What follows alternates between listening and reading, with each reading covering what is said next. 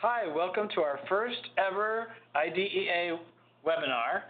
And I'm John Bailey, one of the founders of i.d.e.a, and I'm joined by my lovely partner. Hi, I'm Indra Gardner-Bowers. Good to be here. So we had the opportunity to go to Expo West, which is the world's largest gathering of natural products and in all sorts of categories. And we're going to go over some of the interesting things that we learned and share with you some of the best practices that we observed. But first, just to get through some housekeeping items, there'll be a place for you to chat with us at the bottom right of the screen, so you could submit your questions there. Also, we'll be sending out a recording of this webinar to all of the attendees afterwards and make that available to you to download online. And please remember to mute your line so that we don't have a lot of chatter and interruption while we're going through this. So thanks for being here, and let's get started. There are several trends at the show that really caught our eye, and we've been to a lot of trade shows, haven't we, Indra? Yeah. And we've been to Expo West. I think this was my seventh time. Yeah. But there were some things that really stood out for us, and we thought we'd share those with you. The first trend was oat milk. You are probably already starting to see this on your store shelves if you pay attention to that category. Oat milk was everywhere. I think in one day we tasted 6 different varieties. We had our favorites. We had our not so favorites. Yeah, I think some of them were rich and felt that the texture was good. I really liked the flavor, and some of them were so not that. Yeah. So not good. One of the ones that we liked the best was Califia. Califia had a really strong presence at the show.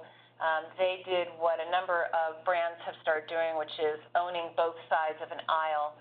You can see how vast their booth was, and that was just one side of the booth. And that what is on the screen, if you're looking at this, you're seeing the area where they were actually tasting people just on the new product lines, and oat milk was prominently featured there. Another major theme at the show, which should not surprise you, was CBD and hemp. The thing that we felt was surprising to us anyway was that so many people have jumped on the bandwagon. There were so many brands that were featuring CBD or hemp as an ingredient that it actually seemed disingenuous. They were just putting it in just to have it in because it was almost a buzzword to them. It was a marketing choice. In fact, didn't you ask one of the booth? I asked him why. Why hemp? And he really couldn't explain what the values were. He gave a very top-line, superficial answer. So you knew it was really just about the marketing. But there were some brands that really were rooted in this is part of their mission, is actually evangelizing the benefits of CBD and hemp, and the product reflected that well. And I think Charlotte's Web was one of them that I think did a fantastic job. They were sampling. I have several samples that I brought home with me and have enjoyed. But they did a good job of saying, this is what we stand for. Yeah. This is the medicinal benefits of the products that we create, and these are the things that they can help you with, the different things that they help you solve. Another big subject that kept coming up over and over and over again was the subject of regenerative agriculture. This was being talked about on many of the panels. It was also a theme last year at the B Corp Champions Retreat. There was quite a lot of conversation about regenerative agriculture. A lot of the leading B Corps like Danone and Dr. Bronner's are really helping to pave the way for what's happening with regenerative agriculture. This is actually the image that we're showing here is from General Mills. So they're saying they have 1 million acres by 2030 is their goal of regenerative agriculture. And this is This is a method by which you can sequester carbon back into the soil. You are not depleting soil by using pesticides. You are using the natural process of how soil should be used, refertilized, capturing carbon in roots, which helps to actually then fertilize the next batch of whatever's being planted in it. It's such an interesting subject, and it was everywhere on the floor. Quite a revolution in meat alternatives, plant-based meat products. And you're on the screen right now, we're showing a couple of very popular ones, Beyond Meat and Impossible Burger, both which we sampled. Impossible Burger was doing a fantastic job in their booth of actually preparing burgers for sampling, and the smelled like hamburgers. They were crisping and sizzling on the grill. There was a bleed coming off the product that made it seem very, very much like meat. Yeah. And it tasted delicious. And both booths were 3 and 4 deep of people wanting to sample them. I don't know how much of that was just because they were hungry or how much was curiosity, but they were really popular booths, and I think we're going to continue to see more and more. And it went along with a trend of just plant-based being throughout the show, especially pea plant protein. We're seeing that from meat to milk to snacks. It was everywhere. We had a chance to talk with one of the owners of Good Catch, with a plant-based tuna fish and crab cake alternative. Delicious. Delicious. I was really dubious when I first tried this last year, and I love it. Yep. But let's play this interview with Marcy Zoff. Hi, here I am at Good Catch. So excited. This is our official launch in the market here at Expo West. We've been working on this brand for about 2.5 years, and we're here to make a big splash now where we are offering seafood without sacrifice. Good Catch. Nothing fishy about it. Plant-based tuna fish. Big rising momentum trend here. So a lot of hungry people who don't want to eat the mercury and the plastic anymore in their fish, and obviously are concerned about, the overfishing today and animal welfare. So welcome to Good Catch, where we're chef mastered and plant-based and delicious. There were a number of innovative products at the show, and I think one of the things we noticed is that there's a lot of same.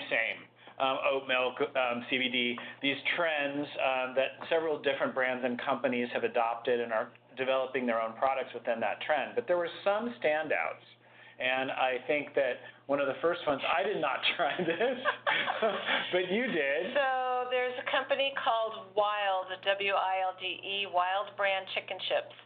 And so it looks like a potato chip, but it's made out of chicken.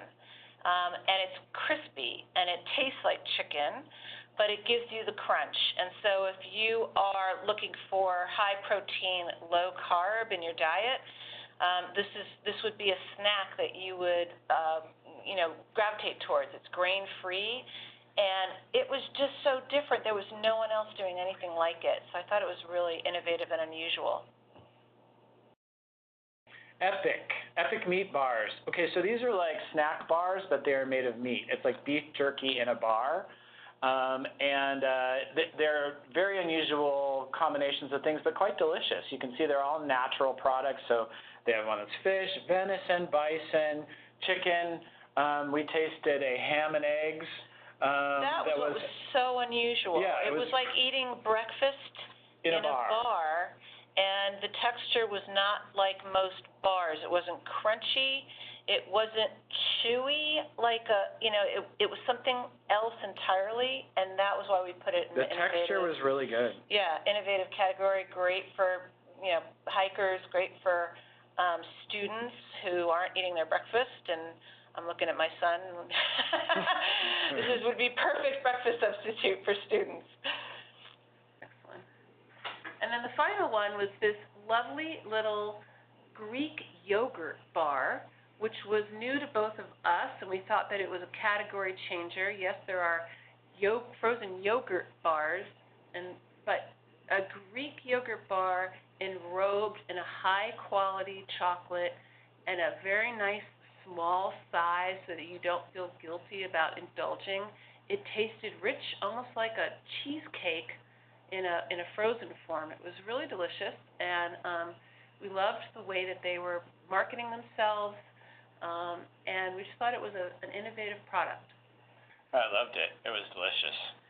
And then, jackfruit has been around a while, and it's interesting because my daughter is now vegetarian, and so we've been buying products made with jackfruit, and you can buy meats that are or meat substitutes that taste like barbecue, and a number of other things, but I had not seen dried jackfruit bites, and these are sort of crispy, chewy. That's a jackfruit sitting there, and a couple of the booths had open jackfruit so that you could see what the fruit looked like inside. I sampled this in Vietnam. It's delicious raw, but also is quite interesting how it takes on the flavor of whatever it's coated with, and it has the consistency of meat. And I don't know, do you remember trying the cricket flour gnocchi in Toronto a few years ago? Yes. So cricket flour has been around for a while. As an alternative to wheat products for gluten-free diets. But this was a pretty innovative protein bar product. I tried it. It was delicious. And I do think this was a big topic of conversation for a while, and it dipped, and I expect it to come back. Mm-hmm. Because as we look for alternatives to flour, traditional flour, this tastes and the consistency and everything about it, as strange as it sounds, and that people around the world have been eating insects for millennia. Mm-hmm. We are, in the United States, somehow abhorrent about but this is really very, very common. This was not the only booth that was selling cricket protein bars. Yeah. So here's Ripple, actually a recent B Corp ad, which we love, and Ripple is making their milks out of pea protein, and it's absolutely delicious. We loved it, and it was interesting to learn that their biggest seller is actually their chocolate milk more than anything. They also have a strawberry milk that is quite tasty. So that was another theme, was pea protein in everything. So it's not going anywhere. I think we're going to continue to see that trend. I love this product, Banana. I've been talking about this product for years. I bring back samples to the office, and I buy them for my kids. It's a pure banana product, and they've recently released these new products that are brittles and different kinds of bites with different flavors. Personally, I just like the pure banana, the original. But such an innovative company and trying to help us or help deliver something very healthy and delicious in a new kind of innovative way where you can just have it in a bag, pop a couple in your mouth as a snack, and move on throughout your day. Very good tasting. Good energy. So this was really unusual to me. This is a company brand new out of LA that has partnered with a date farmer out of the Coachella Valley. And look at the packaging on this. Normally when you buy dates, you are buying them in a plastic bag at the farmer's market, or you're buying them in a plastic tub at your natural food store. So to see this kind of packaging with dates is really unusual. And if you look at the photo on the left side, at the bottom of that open package, you'll see a little hole there. And the hole was designed to put your date pit in. How clever is that? So here it says plant pit here. That's really innovative packaging. Very. So a very unusual approach to selling a product that we've never seen packaged up like this. I think they'll hit the millennial market nicely. Okay, coolest booths, and there were a lot of interesting booths, and we noticed a trend as we walked through, and remember, this show is enormous. It's at the Anaheim Convention Center. In the main halls, there's the enormous, huge floor and the basement, and panels going on upstairs, a whole north hall with 2 different floors, going like completely packed. The arena also packed, and then there are booths outside sampling outdoors And trucks. And sampling trucks. I mean, it's like 86,000 people attend the show. 86,000. Yes. Crazy. They broke the So record. how does a brand stand out? Because it might have the most delicious, most innovative product ever, but with the hordes of people walking up and down these aisles, and really they're trying to get the attention of buyers so that they will then choose to have this product in their stores. How do they stand out? So here's some interesting things. Coconut Cult, which is a coconut milk yogurt product, which was delicious, by the way. But I loved how they set up this kind of carnival-esque booth, and they had little games you could play, and there was a wheel you could spin, and bean bags you could toss. And it was just a way to interact with people and get them into the booth. Really colorful, and I thought very innovative, when some people's were so boring. This was high energy. They drew you in. This was a beautiful booth. They are new to the show. This company is out of New Zealand, and this is for a BOS, B-O-S, BOS? I don't remember how. BOS It's from the Netherlands. Drink. Oh, from the Netherlands, right. And look at the color in this. They just did beautiful color, beautiful packaging. Someone had a true design eye in putting this booth together, and they were just lovely people to talk to. Sport Water did a really fun booth, and what they did was they were marketing their melon flavored sports water with electrolytes and all sorts of other things added to it to make it even more healthy for you. But they hired models and dressed them in bodysuits that mimicked a watermelon. In the front. And in the back, go ahead. Was the label. I mean, it was super cool. You're walking behind this woman, and you're reading all about the product. I thought it was really clever. And everything was themed watermelon. And they had a DJ, which we saw many times throughout booths. But if you run the tape, it was interactive. So they let people punch bags and have fun with them. And that's part of how you draw people into your booth and create energy. Yeah, a lot of energy in this booth, a lot of, people were sharing and taking photos and video and sharing it. And that's part of this is, how are you getting buzz at the show? How are you making sure that your product is going outside of these walls and into the real world? And a lot of people did it really well. This was another one, Organic Valley. They were doing live broadcasting from the farm. So this is one of the farmers at the milk farm and broadcasting live, and people were asking questions of her, and she was explaining in real time how they manage the dairy farm, etc. It was a very innovative way to interact with something you can't see or touch. Right, and again, grabbed people's attentions because it was so unusual. The size of that screen, look at the person on the left compared to the screen itself, it was enormous. You couldn't miss it. Another example of DJ and lots of pops of color, orange, purple, reds, yellows. There was a lot of color pops going on the floor, which makes sense for a show where you're talking about things that are going to sit on shelves. Well, it's interesting because, 3 or 4 years ago when I came to this show, everything was very muted and very natural. So there were very natural sandalwoods and greens and a lot of whites because it mimicked the natural environment, and it makes sense in your mind that, you're buying a natural product, you want it to appear natural. But unfortunately, they all blend together and look like they're all the same thing, and you can't know whether you're buying a meat alternative or a drink or a CBD product or a bar if they're all packaged in this similar fashion. And so you're starting to see them catch on, and the packaging is really starting to pop because they know that these brands know that they need to really stand out on the shelf, as you said. Right. So one of the trends that we loved at the show was all the B Corps. There was representation everywhere we went, from big brands like Ben & Jerry's to small brands like Red Duck with their 2 sauces, Rebel, which is a new, it's an up-and-coming brand. They've been around for a few years now. We absolutely love Rebel.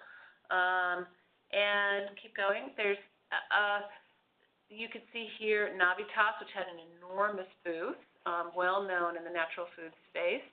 Tony Chocolonely, a super fun brand.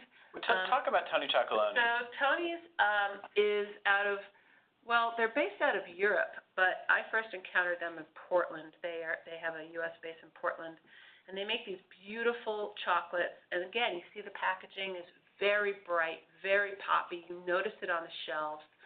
They are now touring with their Tony's Choco Truck. It's called Tony's Choco Truck. They were telling us about the truck. It's actually headed our way to San Diego next week, and they are premiering their documentary about the chocolate sourcing and not using slave labor for the chocolate sourcing. The one that surprised us was Teroni's. So Teroni's is a brand that we've all seen in coffee shops for years. It's how you get your vanilla latte. And they are new to the B Corp community, and they realize that the way that they've been running their company as a family-owned company for 90 years, they fit right into the B Corp value set and ethos, which was just a lovely thing to see. Here's another one. We did not know Wild Friends until we went to the show. It's a women-owned business, and of course this was right as we were having International Women's Day, so it was a good time for them. They were launching their new chocolate hazelnut spread, which competes with a brand we all know, and as much as we love chocolate. The brand that starts with an N. They use palm oil in a way that is unacceptable to many of us, and Wild Friends is sourcing sustainable palm oil, and everything actually is sustainable. Also, making sure that their supply chain is clean and their products were delicious. I know, so delicious. We stayed at this booth tasting longer than we should have. Yeah. But it was delicious. And here's Rebel. So Rebel launched 3 new products at the show, and they're the ones in the middle, so you can see, again, enormous pops of color being added to their bottle lineup. The other thing that they were doing, and we saw this several times throughout the show, was that they had presence on 2 sides of the aisle. So you are surrounded by the brand when you are standing and sampling the product, which I think is a really smart way to go. Yeah. I mean, I thought a couple of brands did that, and it was so innovative for them to use the space that way. Califia did it, where they're on both sides of the aisle. So either way you look, as you're walking down the aisle, you can't miss the brand, and it creates this kind of big energy across the aisle. And so every time you came to one of those booths, there was a big mashup of people standing in the aisle because they had attracted a large crowd. And it creates a lot of energy. Well, and more people kind of want to know what's going on. Like the crowd mentality, like, oh, there must be something going on, so the crowd creates a bigger crowd, which is interesting. Oh, our friends at Danone did such a good job, the largest B Corp in the world. And had so many of their products and product lines on display in their gigantic booth. And the photos we have here are actually outside of their booth area. They actually had a pavilion inside on the floor with all their brands. But outside in the hallway, they had this setup, which was promoting B Corp's current marketing campaign. You vote every time you buy something. And so, vote for the world you want. And they did a great job of helping to explain B Corps to this enormous crowd by doing this booth. And we had an opportunity to talk with Nancy Fishgold from Danone about why this company believes so strongly in their B Corp membership and what it means to the world. So tell us a little bit about B Corp and why you're a B Corp. Yeah, so Danone North America, we're really proud. We are the largest certified B Corp in the world. And to us, that really means putting people and the planet right up there with profit. So kind of triple bottom line, putting those 3 really all in the same field in terms of importance to us. What does that mean to the general public? Yeah, so for the general public, I think the way that we see it is that every time that you eat or you drink, we're actually voting for the world that you want to live in. And so we're really proud of the way that we make our food and our products. And that's why we're proud to be a certified B Corp. So we're trying to educate people on every time that they make a decision, they're impacting all the decisions that we've made along the line of the supply chain to get to that point where they're buying the product. So overall, we had some really interesting observations that really adhere to any kind of trade show for any product or any conference. Companies that are in the service industry and the product industry, regardless of category. Some overall observations about what stands out at a trade show and how to gain attention. And one of them was about standing versus sitting. So our friends at Uptime, they have so much energy, and I don't know if it's just from drinking their drink. But one of the things that their founder was telling us is that she doesn't even allow chairs in her booth, which we think is a really smart tip for people who are doing trade shows. Because when we walked by the booths where people were sitting in their chairs, they were generally looking on their phones, and they had zero activity going on at their booth. It was sad, because, they were clearly not interacting with people at the conference, and why even bother to spend all the money to go to a conference and display your wares and then sit behind the booth staring at your phone and not interact with people? It was sad to me. Stand, don't sit. The other thing, and we talked about this before, was having multiple touch points.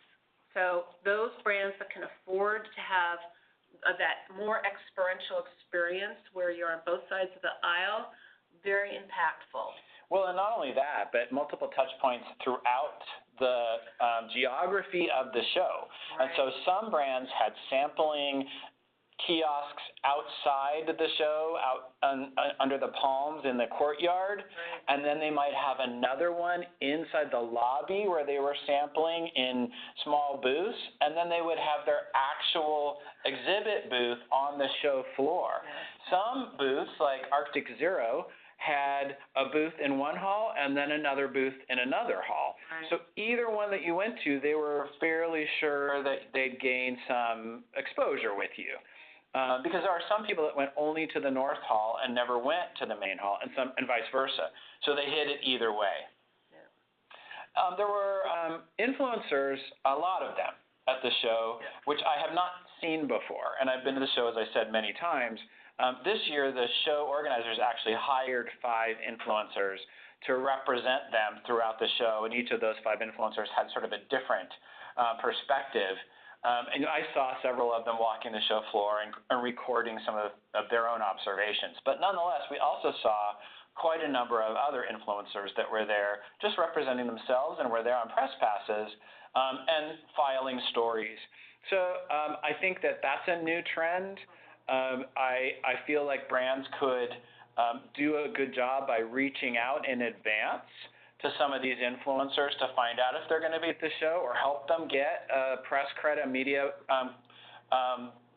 credit, pass to go to the show, because I think this is the future of marketing, and even more than a publication or a periodical, to have an influencer there tasting, recording, taking video, really, really impactful. So Rebel did that. They partnered with one of their influencers, and she was pre-promoting that they were going to be there and inviting people to come and visit with her. Okay, we got to wrap this up, but just, you heard us talk about more action equals more activity, and this was, we thought, a really innovative, interesting way to show and get attention for a product. I think this woman was supposed to be robot Mother Nature. But it's a pretty interesting example of just getting some attention at the show. So that's our observations all in all. Hopefully it's helpful. There's a couple things here that's to sort of wind us out. That was a CEO playing the banjo. Yeah, fair. It was fun. Yeah. So we love to talk about this. We could talk about it all day. And we love to help brands stand out in places just like this. So if you'd like more information, or you'd like to get more detailed about our observations, please email us, info@theideabrand.com. And stay tuned because we're going to continue this webinar series on a regular basis, and we'll be talking about casino marketing next. Casino marketing next. Okay, thanks for tuning in, y'all.